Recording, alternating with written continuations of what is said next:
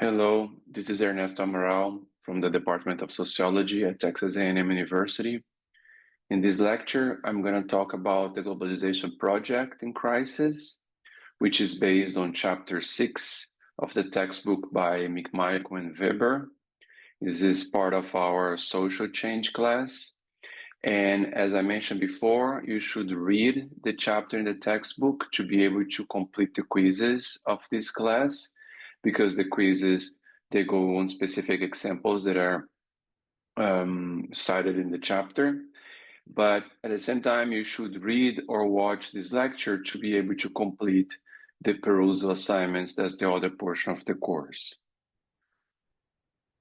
So this chapter is divided in these four main topics: social crisis, legitimacy crisis, geopolitical transitions, and deglobalization.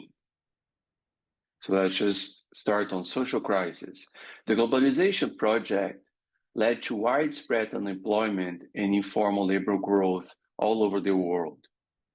Inequality increased a lot. Corporate profits increased, while wages stagnated or declined.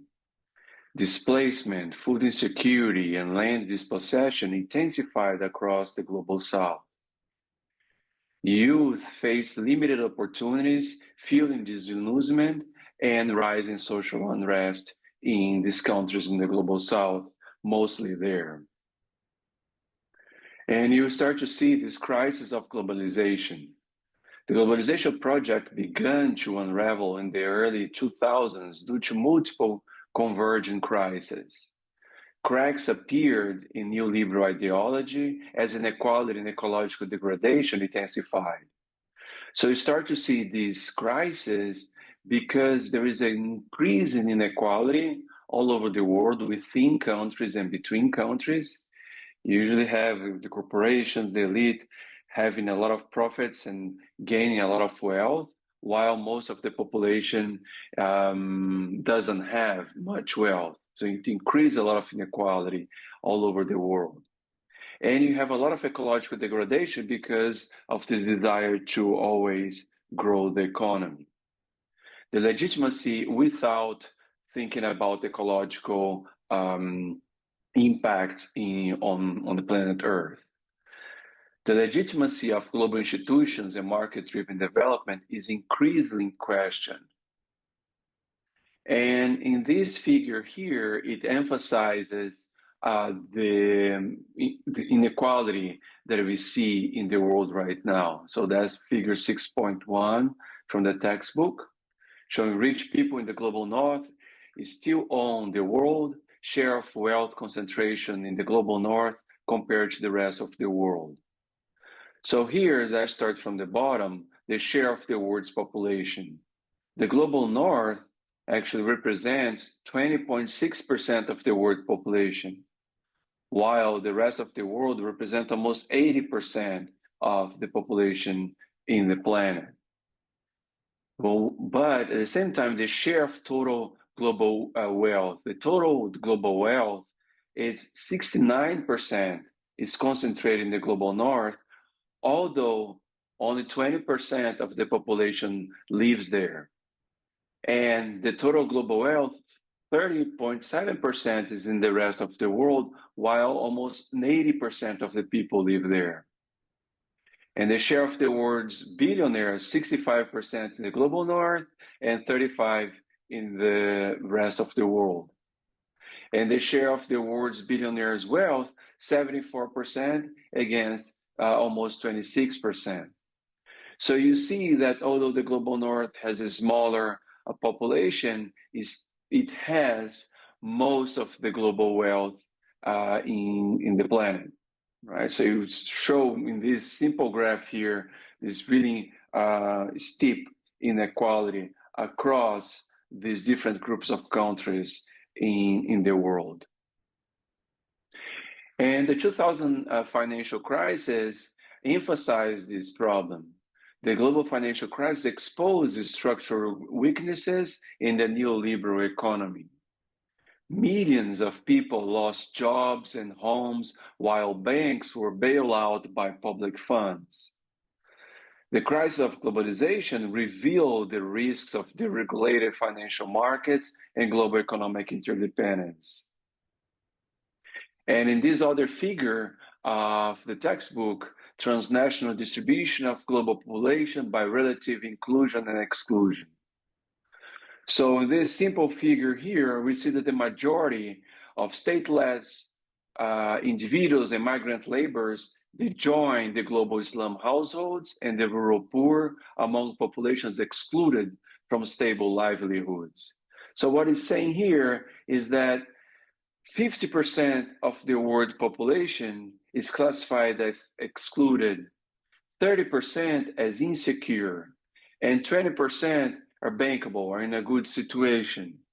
And most of the individuals now that are migrating to other countries or don't have their, they don't live in their home country, they move to other countries or they move within their own countries and they go live in the slums, in the urban areas, or they also are among the poor people living in rural areas, excluded from these stable livelihoods here and living in more insecure and in an excluded situation. So that's 80% of the global population lives in either insecure or excluded situation. And the second topic of this chapter, it's about legitimacy crisis. Neoliberalism's failure sparked skepticism about global institutions and market ideology. Popular movements questioned the legitimacy of policies from the International Monetary Fund, from the World Bank, and the World Trade Organization. Governments lost trust as they prioritized global markets over citizen welfare.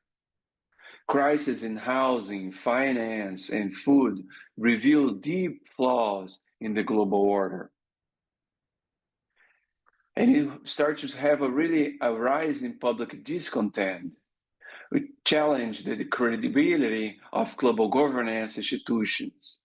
Populist movements and protests question the benefits of globalization. The crisis of legitimacy eroded trust in markets as engines of equitable development. So you start to question that these markets in the with the neoliberal agenda, actually, they are not able to deal with all these social problems, all the increase in inequality in the world that's causing all these issues. And so you start to have this crisis, and which is the fueling the possible social changes that are happening and will continue to happen all over the world. In this other figure of the textbook, The Global Wealth Pyramid, data from 2022, you have here in the middle the number of adults, the percentage of world adults. On the left, you have the wealth range of these different groups of people.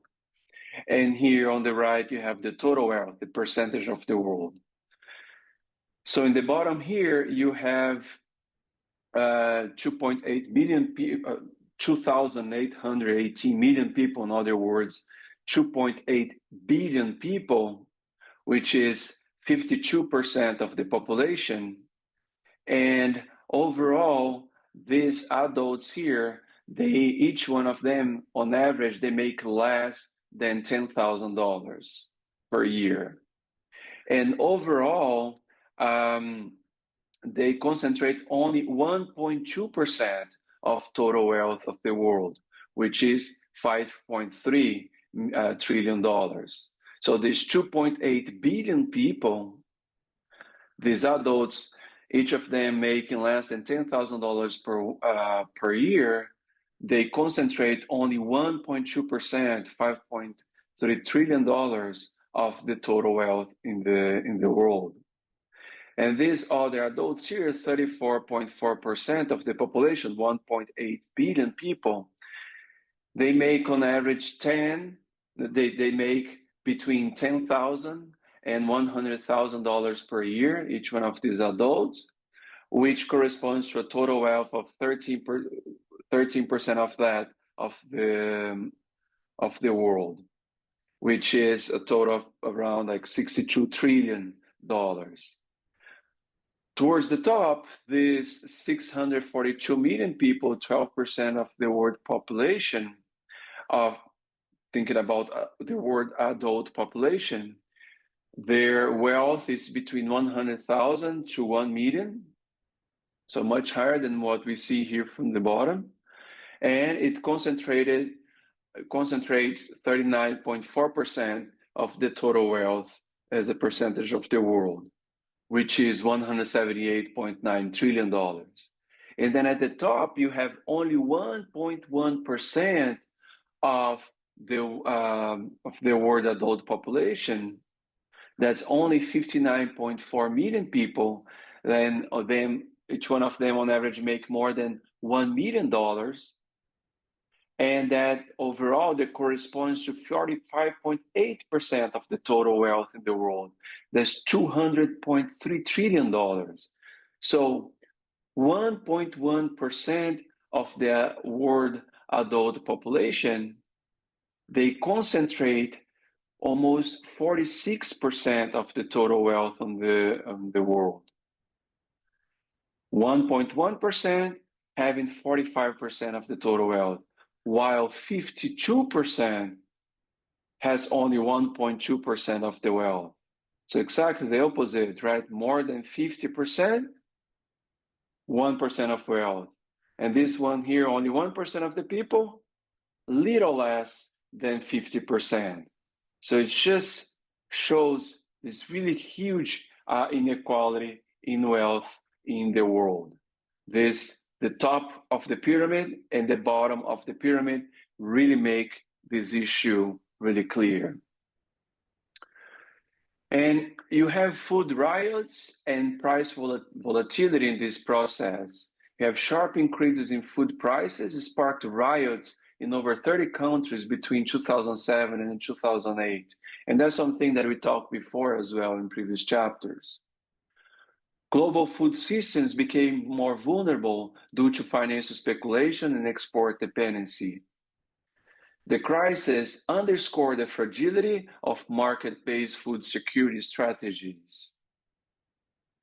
And climate change intensified environmental stress, resource conflicts, and global instability.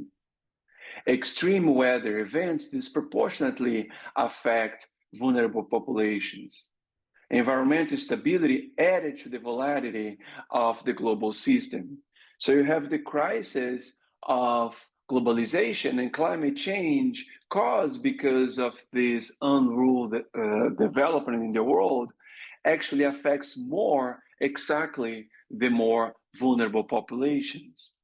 So you have another problem of this development project and now the globalization project affecting more in negative terms the vulnerable populations in the world.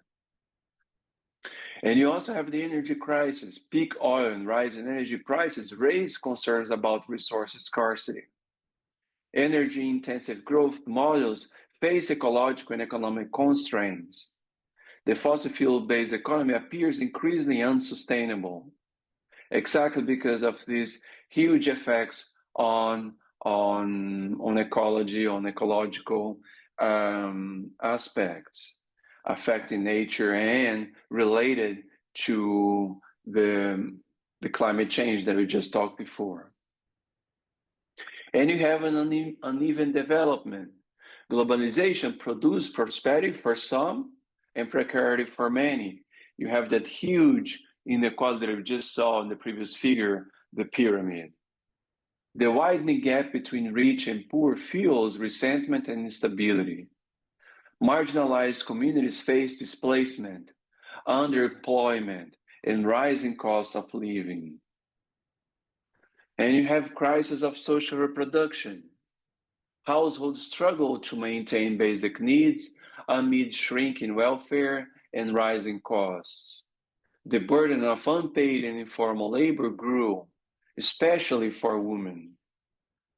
Global crisis disrupted healthcare systems and household sustainability. So you have all these crises going on in the world that they spark social change all over the world. In terms of migrant labor and border regimes, global labor migration grew while border control and xenophobia intensified. So you have a lot of international migration, people moving from one country to the other, and at the same time, the receiving countries, you have an increase in xenophobia, in this negative sentiment against immigrants, and then you have increase in border control. And this is exactly what's going on in the United States right now. Migrant workers face exploitation, exclusion, and political scapegoating. So these international immigrants, they already have low earnings, they are already exploited more, and they are using by politicians to be elected, exactly exploring this xenophobia sentiment or from the population. And politicians, they support border control, allocating huge resource of money to border control, and all without dealing with the real issues that's going on in the country. And actually, international immigrants, they are needed by the host countries. And there are several studies that show that, and this is all ignored in this political debate. Migration became central to global labor markets and political tensions, not only in the US, but in Europe, in Asia. Several issues that are going on in these countries is all related to international migration, this xenophobia towards international immigrants. And then you have these nationalist politicians trying to increase border control and using immigrants as blaming immigrants for the problems that these countries face without discussing the roots of the problems related to the development project and the globalization project. So you have a crisis of democracy. Economic instability and inequality erode democratic institutions. Authoritarian leaders leverage discontent to weaken democratic norms. So you have all these nationalist politicians taking advantage of this unstable moment and against immigrants, with discourse against immigrants, and having really authoritarian governments trying to keep their power and not dealing with the problems that these countries are facing. Surveillance and repression increase under the guise of crisis management. So you have a rise of authoritarianism. The crisis of globalization, the crisis of globalization conditions fueled nationalist and authoritarian political responses. Leaders exploited public fear and discontent to consolidate power. Globalization's failures opened space for illiberal governance and xenophobia. And on top of that, we had the COVID-19 pandemic. The pandemic exposed deep inequalities and weaknesses in global health systems. Lockdowns disrupted supply chains and labor markets, revealing interdependence. So the lockdowns disrupted the global supply chains that we discussed before. The pandemic intensified the scrutiny of globalization in state capacity, emphasizing that the world depends on each other, and any major disruption that happens there, such as the pandemic, causes all these issues in the world. And you have the health disparities. The pandemic revealed unequal access to health care across and within countries. The global north, they received vaccines before countries in the global south. And even within countries, the elite, the more wealthy people, they were able to access vaccines and other health services compared to the to people in more poor with a lower socioeconomic status. Vaccine nationalism and pharmaceutical monopolies deepen injustice. Global health crisis underscored the need for public systems and equity-based approaches. And you have public debt and austerity as well related to that. Developing nations face rising debt burdens during the pandemic recovery. Austerity policies undermine health, education, and infrastructure systems. Debt relief and alternative financing became central demands of the Global South. And in terms of the supply chains and fragility, the just-in-time global supply chains, which is a system of production and distribution in which goods are manufactured and delivered only as they are needed, rather than stockpiled in advance. I mean, the thing about this approach is that it minimizes inventory costs and increases efficiency by coordinating production and shipping in real-time demand. But the JIT global supply chains proved vulnerable to the pandemic disruption. Essential goods shortages highlighted over-reliance on global networks, on the global supply chains. Calls for relocation and economic sovereignty intensified because of the issues that the pandemic highlighted. And the corporate power in the crisis, multinational corporations consolidated wealth and influence during global crisis, and that was really clear during the pandemic. Market monopolies and weak regulations exacerbated inequality and precarity. Calls for breaking up monopolies and regulating corporations gained support throughout this process. And digital capitalism and surveillance, another topic here, digital platforms grew in power, reshaping labor and consumption. Surveillance technologies expanded in public health and policing. Data extraction raised concerns over privacy and digital inequality. So there is always inequality going on in this process, not just income inequality, but even access to these digital technologies. And in terms of environmental justice, climate activism highlights links between social and ecological justice. Social movements, they call for systematic social change and environmental accountability.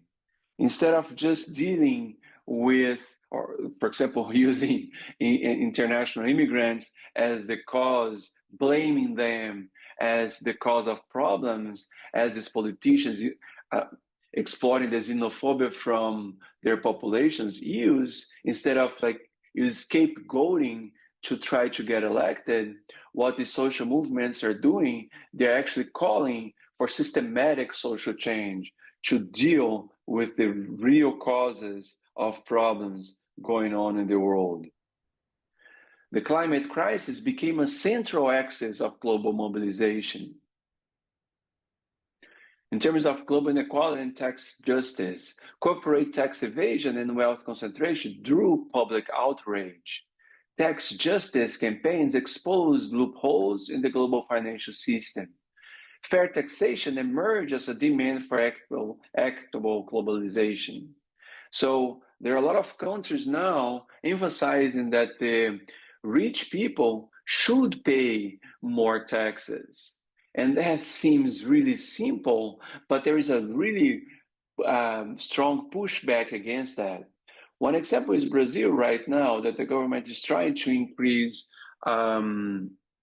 taxes on the super rich, but there is a lot of pushback from these groups through their politicians, and it's really hard to implement these changes in the tax system. And related to that is this talk about degrowth and post-development. Degrowth advocates question the sustainability of endless accumulation. Post-development theories propose plural, localized futures beyond the gross domestic product. Alternative visions emphasize well-being, equity, and ecological balance. You start to see also policy shifts and green transitions. Governments consider Green New Deals and sustainable recovery plans. Renewable energy and green jobs gain prominence in policy discourse. Transition efforts face resistance from fossil fuel interests and status quo actors. And you start to see some emerging alternatives. Countries have been experiencing emerging alternatives and global solidarity. Cooperative, commons, and solidarity economies gain traction. The crisis prompted rethinking of development, power, and planetary futures. Global networks of resistance foster shared strategies and values. In the next topic on this chapter, geopolitical transitions. US global dominance waned as other nations asserted political and economic power. China emerged as a major counterforce, invested in South-South cooperation. Regional blocs and alternative development models challenged the US-led globalization. Multipolarity right now is replacing unipolarity in global politics, shifting alliances and priorities. This is the case of the BRICS that started with Brazil, Russia, India, China, and South Africa. And now they have been increasing the number of countries being part of this group and having pushback from the US. So this process doesn't happen really in a straightforward way. You have these countries shifting alliances priorities, such as the BRICS countries, but now the US pushing back this kind of alliances. So you start to see geopolitical tensions. Geopolitical tensions have been influencing global realignment. The crisis period intensified global rivalries and nationalist policies. Supply chain shifts and decoupling strategies signal new geopolitical blocs, such as the BRICS that I just mentioned. Multipolarity challenges US-led neoliberal globalization. And in this figure here, is questioning changing of the World Economic Guard, also a figure from the textbook. You have here the advanced country share of global output. You have Canada, Italy, France, UK, Germany, Japan, and US. And you see that between 2000 and 2015, their overall share of global output has been declining over time. And this is a percentage here on PPP basis, the purchasing power parity. So kind of like putting all these currencies in a comparable manner, like using a measure that you can compare their outputs, their currencies in a fair way. And just to highlight, this data here, it was created in 2010. So anything here after 2010 are forecasts. So although we are already in 2025, but you had this decline, and this decline continue going, we would expect it to keep going downhill. And the emerging country shares of global output, on the other hand, has been increasing over time and is expected to keep increasing. And in this graph here, it's including Turkey, Indonesia, Mexico, Brazil, Russia, India, and China. And China increasing a lot over these years. So you start to see that these countries start to decrease their global output, their economic dominance, and these other countries start to increase their economic power. And then that creates a lot of geopolitical tensions and transitions in the world. And with that, neoliberalism combines authoritarian governance with neoliberal economic policies, exactly related to the authoritarian governments that we mentioned before. In the US, in Europe, in Asia, and all over the world. Governments restrict civil liberties while promoting corporate and financial interest. Nationalist rhetoric masks continued support for global capital and austerity programs. It reflects a backlash to globalization's failures without altering its economic foundations. So neoliberalism, it's using all these problems that the globalization project created, but is not actually dealing with the root problems, the root issues that's causing these major problems in the world. So they continue with the neoliberal economic policies combined with this authoritarian governance without creating meaningful social change all over the world. And you have labor precarity. The gig economy expanded during the crisis. This gig economy is characterized by short-term, flexible, and freelance work instead of the traditional full-time and permanent jobs. And just as examples here, examples of temporary jobs are, for example, food delivery, ride sharing, freelance writing, graphic design, and examples of platform-based work, for example, Uber and DoorDash. And the gig economy lacks job security, benefits, and legal protections. Workers lacked collective bargaining rights. Digital precarity became a defining feature of post-pandemic labor markets. So you stop having these traditional full-time permanent jobs that had job security, that had benefits and legal protections, and you start to have these jobs that lack all of these benefits. And you link to that, you have housing security, evictions, and homelessness surge amid economic instability. Real estate speculation contributed to housing affordability. Housing justice movements gained traction in urban centers all over the world. Intersectionality and inequality. Intersecting inequalities of class, gender, and race shape crisis experiences. So we know that there is income inequality by class, from the rich, middle class, and poor, and also income inequality by gender between men and women, and income inequality by race and ethnicity. And in top of the income inequality for each one of these aspects, by class, by gender, and race, you have an intersection between them. So you have, for example, poor people, women, and African Americans facing really strong issues in the US, for example. So when you consider these intersections by class, gender, and race, you start to see specific groups of the population facing a lot of constraints and poverty all over the world. Structural injustice became central to debates on recovery and justice. Intersectional analysis shapes grassroots organizing and driving policy reform.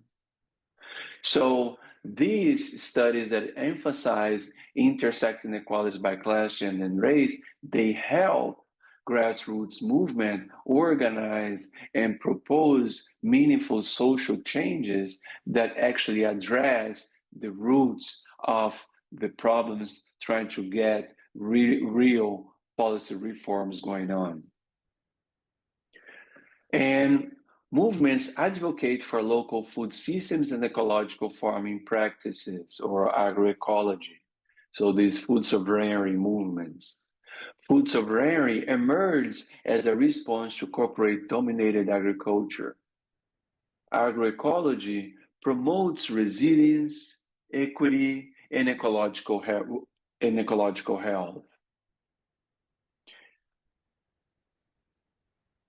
And now the last topic of this chapter, deglobalization.